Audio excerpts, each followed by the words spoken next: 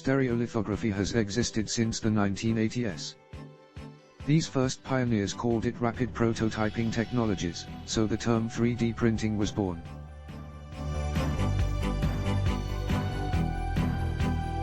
Although printing is only one part of the process, most prefer to use the term 3D printing when we talk about technology in general.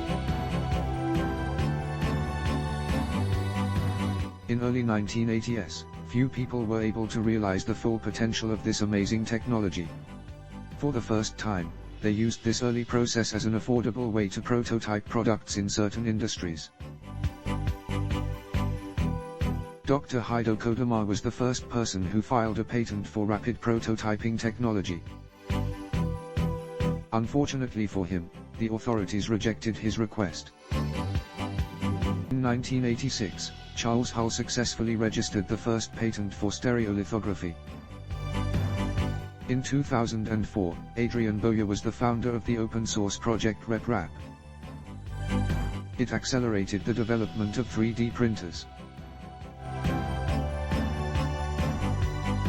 Here are some unexpected facts about 3D printing.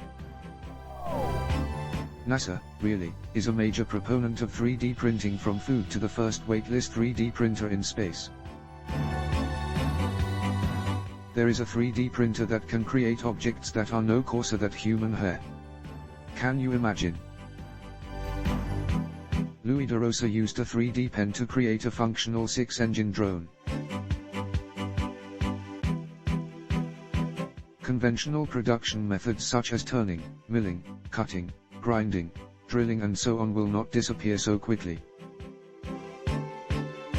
3D is used mainly for the production of plastic parts with FFF/FDM technology. Nowadays, 3D printing has gained ground mainly in the following areas: school supplies, functional devices and metal parts, personalized products, designing products. The economic aspect and the flexibility of production are also gaining ground. In the plastic injection into the mold, the first piece is ready after about 8 to 12 weeks. In the additive production is incomparably shorter.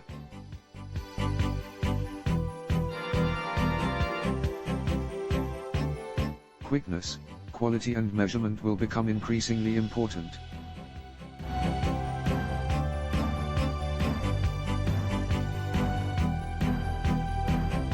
America MakerBot Academy serves to create attractive educational content for school students and for teachers training to work with 3D printing.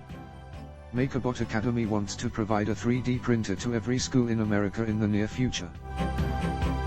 It is mainly about preparing students for the future through teachers in the field of technology.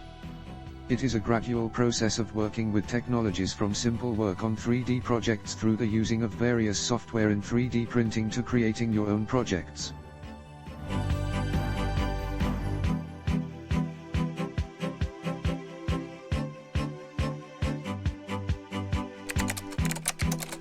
Hey, don't forget to subscribe, like, and follow our page. Goodbye.